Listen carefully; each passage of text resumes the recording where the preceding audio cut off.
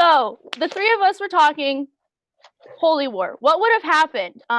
We all know, Holy War was canceled this year, sadly, due to COVID-19. But it's got us thinking, is the talent gap really real between Utah and BYU?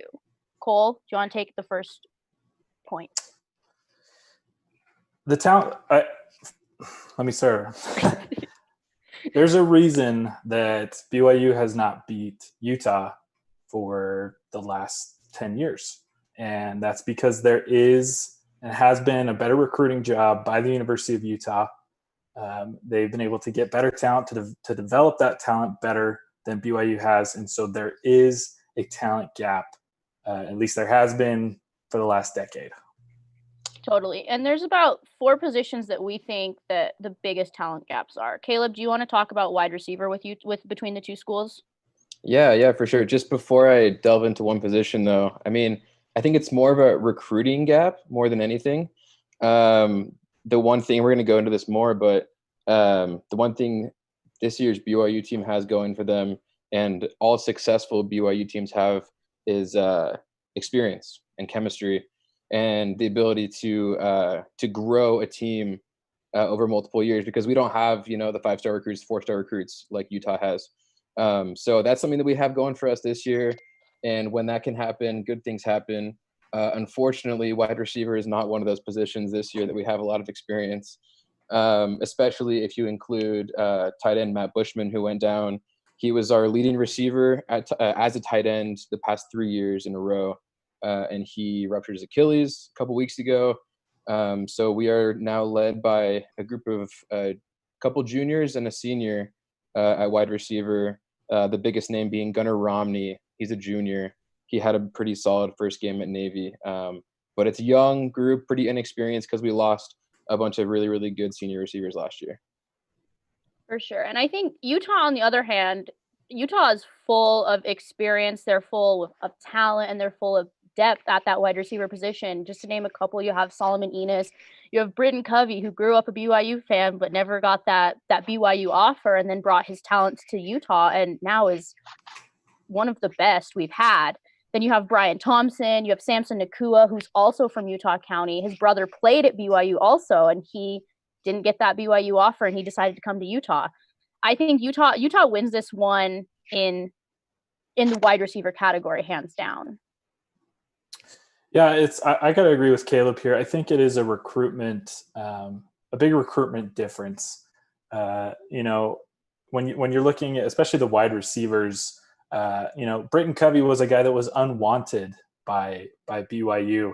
And 2 seasons ago in 2018, this is a guy unwanted. He comes to Utah, and despite his small size, he was one of our biggest targets, if not the biggest, in 2018. He was targeted 60 times. He averaged 10.6 yards in a reception, and he went for over 637 yards. And so when you look at the recruitment, to me, if you're a local kid growing up in Utah, the religion has somewhat to do with it. BYU being a religious school, they do attract a lot of Latter-day Saint members to their school. However, when you look at it, you look at the two schools. Let's say you have an offer from both. If you have an offer from both schools, which one do you want to go to? Do you want to go to a school that's in a Power 5 conference that's going to get you a lot more, give you opportunity to play against better talent, usually, unless, BYU with their independent program has been able to play against some pretty good schools and some top talent. What's funny is they actually play a lot of Pac-12 schools, but they've played some schools in the SEC. But ultimately, you're going to have a great opportunity if you're going to Utah, in my opinion, more so than at BYU, who occasionally is filling their scheduling with a lot of lower rate teams opposed to a hefty Pac-12 schedule. Mm-hmm. Are you referring to this season or every season? Oh, just the last couple seasons. Okay. So Caleb already kind of touched on it, but with the tight end position, this one was one that I think there's less of a gap between the two schools. I am the biggest Brant Keefe fan on the planet. I love him. Fantastic tight end. Probably going to be a draft pick either this year or next year. But I like Matt Bushman as well. I think that he's probably the third best tight end in the state. Cole Fotheringham is probably that number 2. But again, I think Utah just barely edges out BYU in the tight end position for me. Well, especially now that Bushman's injured. Our 2 tight ends, I think we've got like a junior, I don't even know his name, and then a freshman, Isaac Rex, who is the backup to Matt Bushman before he got injured. So as of right now, there's really no comparison. But yeah, if you're including Bushman, if he would have played in that season opener against Utah, I think it's pretty close. Yeah, just to compare the two, so we're just taking the best season from both, which actually happened to be last year.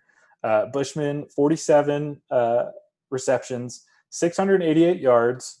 He averaged 14.6 yards in a reception, 4 touchdowns. Now, Keithy, 34 receptions, 602 yards. So he averaged a little bit more at 17.7 and 6 touchdowns. I do think it's really, really close.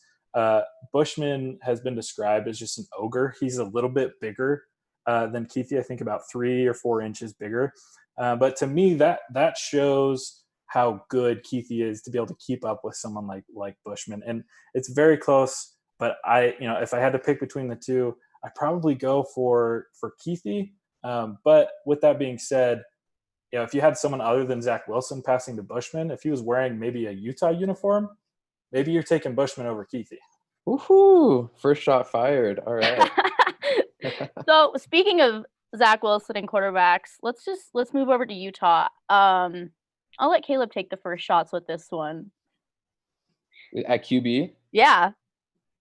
So I did let you guys know ahead of time that I have not done as much research as I probably should have on the Utah roster on your guys' team. However, while we might not have the top talent at QB, we have the depth.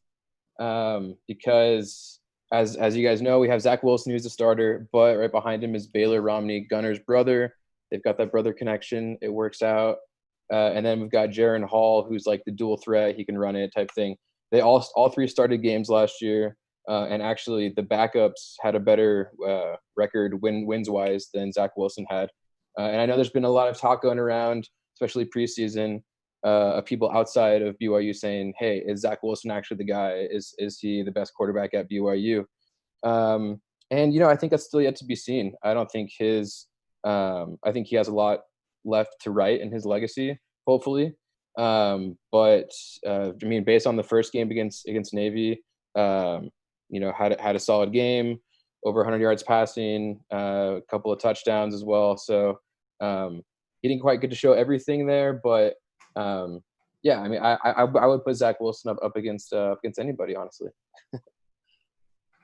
And then Utah on the opposite side, we don't know who would have been the starting quarterback at the Holy War if it would have happened. Would it have been Jake Bentley? Would it have been Cam Rising? Both quarterbacks, me and Cole have talked about who would have been the starting quarterback at Utah multiple times, but Bentley, I think, still edges out Wilson, not just because Bentley has more college experience and played in the SEC and had all of these big time moments where he came in clutch. But I just like the fact that we would have a quarterback who's made it through a season, because Zach has been banged up quite a lot in his short time at BYU already. And yes, Bentley's season got cut short last year at South Carolina, but he's been relatively healthy for most of his time. Well, I'm about to throw a little more heat your way, Caleb. Before I do so, we encourage you guys to throw us some heat in the comments, in the chat, ask us questions. We love when our viewers are engaging. So please, feel free. But Caleb, my favorite stat of Zach Wilson is that he has thrown more touchdown passes to Utah players in his career in the Holy War than his own teammates. He's thrown 3 pick sixes to 2 touchdown passes. So I think he's forgetting. I mean, he was raised a Utah fan, so I can understand that appeal to throw to a guy in red. But just I love statistics, and I'm just going to throw some more stats out there just to compare the 2 quarterbacks. So again, doing best seasons, Wilson was definitely last year. He played the whole year for the most part. His completion percentage was 62.4. He threw for 2,382 yards, so 7.5 average, 11 touchdowns, 9 interceptions. I think one of Wilson's his weaknesses is I think he's not as aggressive as he should be in the right moments, and I think the moments that he shouldn't be aggressive, he is. He throws a lot of interceptions. I mean, it's almost 1 for 1. I mean, he threw two more touchdown passes than he did interceptions. But comparing that to Bentley, who all we've got is his South Carolina stats. He hasn't played yet for the U. His best season was in 2018, 61.9 completion percentage, so a little bit lower than Zach's. But he did throw for over 3,000 yards, 8.2 average, 27 touchdowns to 14 interceptions. I think that experience and that play in the SEC is where Bentley has Zach. I think that Bentley is just a better quarterback. Now, he is a senior compared to Wilson's a junior. Is that correct, Caleb? Yeah. Yeah, so just a little bit more experience that usually makes players better.